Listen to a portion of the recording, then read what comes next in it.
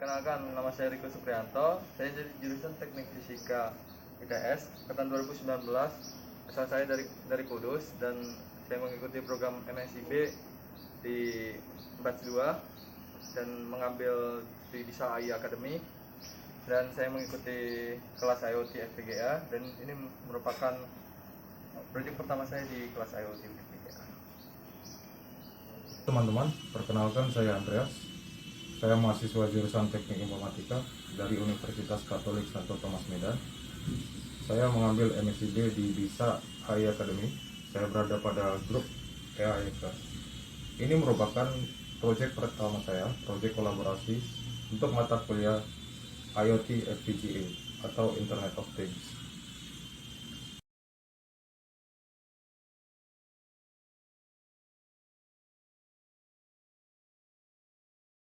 Alat dan bahan yang ada pada proyek kali ini adalah ESP8266, terus ada PCB, bisa menggunakan PCB bolong atau PCB yang sudah didesain, lalu ada pin header, lalu ada DHT11, lalu ada timah dan juga solder.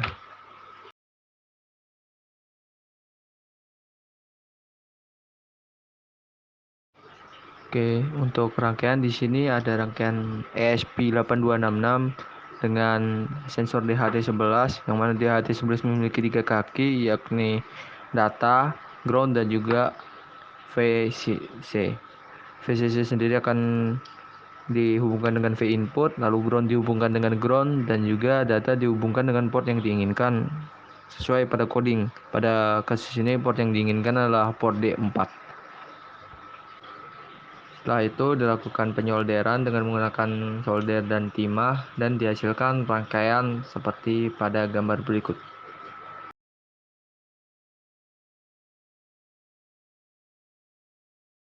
Oke, berikutnya adalah cara membuat desain dari board PCB. Board PCB itu bisa dibuat dengan menggunakan ESC-ADA, yang mana kita harus membuat akun terlebih dahulu seperti pada gambar berikut.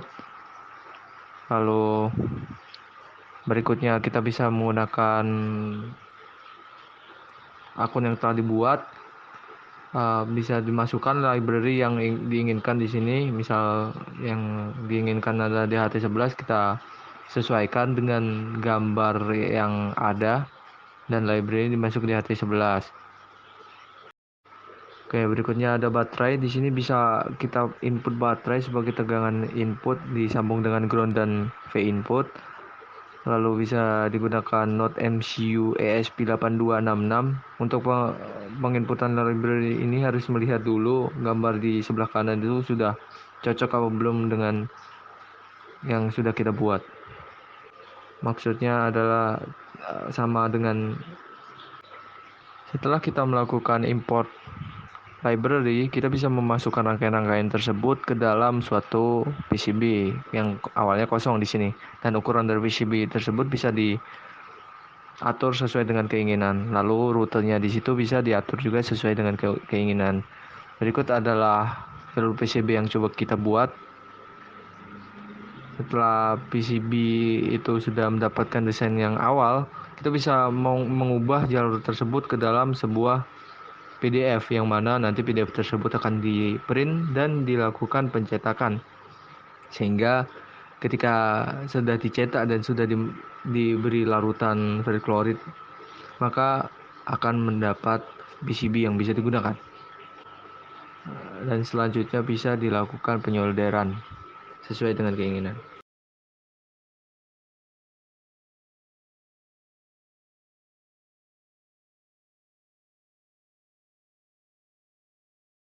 Oke, setelah kita membuat namanya, kita juga akan memilih username-nya untuk bot kita, dan sebaiknya itu harus diakhiri dengan kata bot. Misalnya humid bot, seperti ini. Nah, ini username ini sudah diambil, jadi tidak bisa. Kita ganti humidity Andreas. Kita saya kasih bot. Nah, setelah ini semua kita selesaikan, dia akan munculkan notif seperti ini. Di sini kita akan diberikan sebuah token HTTP API yang nantinya kode ini HTTP API ini yang ada tulisan use this token to access the HTTP API itu akan dimasukkan pada program Arduino kita nanti, program .mcu ESP8266 pada Arduino IDE. Dan pastikan ini bersifat aman atau secret.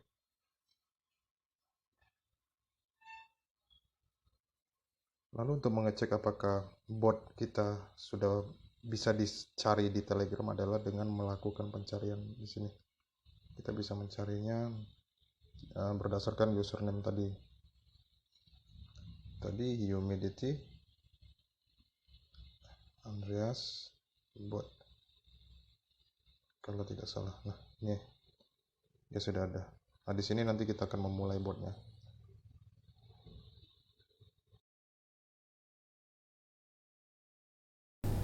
Oke, kita masuk pada program pada Arduino IDE.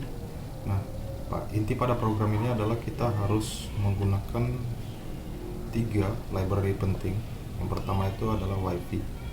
Wi-Fi ini adalah untuk koneksi node MCU kita ke Wi-Fi di rumah atau yang kita gunakan. Lalu ada library CityBot. Ini adalah library untuk Telegram sendiri, bot Telegramnya. Lalu library untuk sensor DHT-nya. Nah, kemudian di sini kita mendefine DHT pin 2. Ini artinya kita menggunakan pin kedua untuk pemasangan sensornya. Lalu kita mendefine DHT tipe DHT11. Artinya tipe DHT yang kita pakai itu adalah DHT11. Nah, sebenarnya tipe DHT ada 2 ya, sepengetahuan saya. Ada DHT11 dan DHT22. Nah, perbedaan ini bisa teman-teman searching di Google. Ini perbedaan ini di jangkauan temperaturnya. Kalau DHT22 itu lebih lebar jangkauannya, lebih tinggi. Kemudian DHT pin dan DHT tipe ini adalah untuk setting pin yang dipilih dari tipe DHT. Di sini kita memanggil CityBot-nya, lalu message. Nah, di sini ada SSID, yaitu nama dari spot WiFi kita, nama username WiFi kita, lalu passwordnya kita masukkan. Nah, untuk API token yang kita peroleh dari Telegram tadi kita masukkan di sini. Kita harus memasukkan di sini agar bisa berkomunikasi nantinya. Nah, pada program Arduino ini secara default dia akan membentuk 2 fungsi. Dia ada fungsi void setup dan void loop. Void setup ini dijalankan pada saat sketch atau program Arduino itu mulai pertama kali. Fungsi ini digunakan untuk menginisiasi variabel, mendeklarasikan pin yang digunakan, menggunakan library dan lain-lain. Lalu void loop ini dijalankan setelah fungsi setup di atasnya, bertujuan untuk mengeksekusi dan menjalankan program yang sudah dibuat. Fungsi ini akan secara aktif mengontrol board Arduino, baik membaca input atau mengubah outputnya. Kita balik ke atas lagi. Nah, serial begin ini untuk menentukan kecepatan pengiriman. Nah, di sini biasanya itu ada 9600, ada 115200. Makin tinggi dia makin cepat gitu.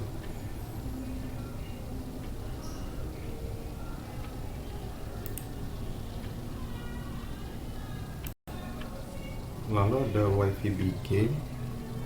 Di sini ada 2 parameter, SSID dengan password tadi. Kita memasukkan di sini untuk memulai koneksi pada WiFi atau internet kita. Lalu ada DHT begin ini. DHT begin ini untuk komunikasi DHT dengan Arduino kita. Lalu setelah itu dia akan pada serial monitor akan, jika berhasil terkoneksi, dia akan ngeprint tulisan ini starting Telegram bot. Lalu ini untuk mengkoneksikan mybot.wifi connect ini, untuk mengkoneksikan bot kita dengan IP address wifi kita. Nah ini botnya melakukan set Telegram token. Jadi parameternya itu diambil dari sini, token itu masuk sini, dia akan membaca token kita itu agar bisa mengirim pesan dari node MCU kita ke Telegram. Nah di sini ada tes kondisi. Jika koneksinya bagus, dia akan melakukan print, melakukan pencetakan. Tes connection oke, berarti koneksinya berhasil dan wifi terkoneksi sukses, dan node MCU nya akan menampilkan IP address yang didapat dari sini, wifi.local IP. Lalu kondisi kedua adalah tes koneksinya tidak oke. Jika kondisi ini tidak terpenuhi, lalu pada void loop sini terdapat float H, artinya humidity, kelembapan. DHT nya ini kan akan membaca kelembapan yang ada pada ruangan dalam satuan Celcius secara default. Nah kemudian untuk suhu atau temperatur, dia akan membaca juga dalam satuan Fahrenheit jika true. Nah kemudian dia akan menampilkan nilai suhu di sini, humidity, temperatur. Lalu jika botnya menerima pesan, dia akan melakukan pengecekan atau menyamakan pesan kita ketika kita ketik humidity pada bot Telegram. Dia akan mengambil pesan kelembapan ini, seberapa persen dia, lalu dia akan mengirimkan pesan itu melalui Telegram. Dan begitu juga dengan temperatur, dia akan melakukan pengecekan equals temperatur. Jika kita mengetik temperatur, maka dia akan mengirim data temperatur dalam satuan derajat Celcius.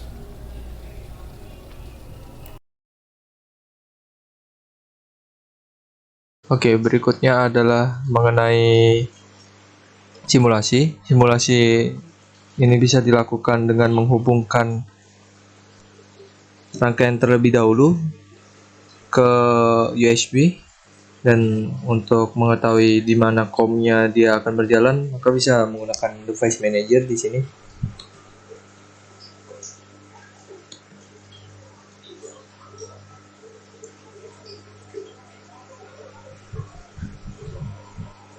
Oke, dengan menggunakan device manager kita bisa mengetahui di mana port atau COM tempat kita meletakkan USB ini. USB dan rangkaian ini diletakkan pada port COM 5, di mana USB Silicon Labs CP210X USB-nya ada di sini. Nah, lalu bisa kita setting ke dalam Arduino tersebut, yakni adalah generic ESP8266, dan jangan lupa portnya dibuat ke COM 5. Setelah port dibuat dalam COM 5, baru bisa dilakukan compiling pada simulasi ini. Nah, kita bisa compile terlebih dahulu untuk mengetahui bahwa ada error atau tidak pada simulasi kali ini. Kalau misal ada error, biasa di compiling nanti akan memberikan tanda bahwa ada codingan yang perlu diperbaiki. Di sini SSID yang digunakan adalah cache root the board sesuai dengan WiFi yang kita gunakan untuk ESP-nya yang dikonekkan, lalu passwordnya 199, dan tokennya ini dimasukkan dengan token Telegram yang kita gunakan. Jadi dari Telegram kita akan, dari bot father, nanti kita akan membuat token, yang mana token ini harus disalin dan dimasukkan dalam ini. Baru nanti ketika kita sudah upload, maka akan bisa berjalan sendiri. Nih nanti tinggal diberi daya, input daya saja untuk DHT sensornya. Nah, ini udah connecting.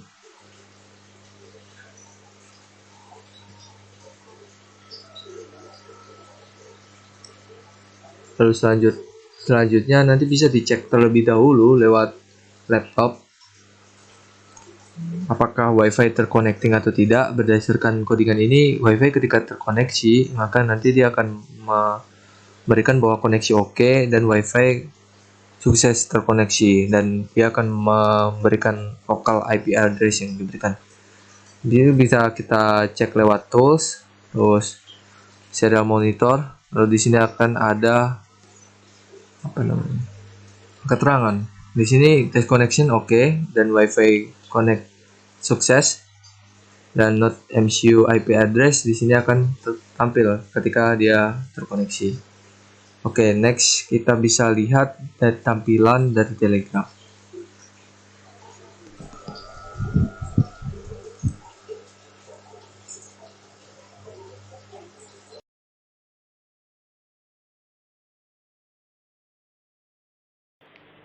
Oke, berikutnya adalah dari Telegram. Telegram di sini ketika sudah terkoneksi tadi bisa dicek. Kita sudah memasukkan token di sini. Kita masuk ke bot yang telah kita buat di sini. Ketika kita klik temperatur, maka akan menghasilkan dari temperatur yang terkini.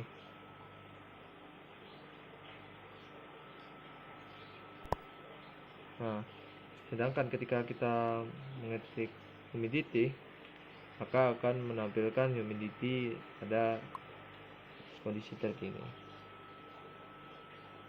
Nah, untuk temperatur kondisi saat ini ada 31,9 derajat Celcius atau 89 Fahrenheit, dan humidity-nya 78%.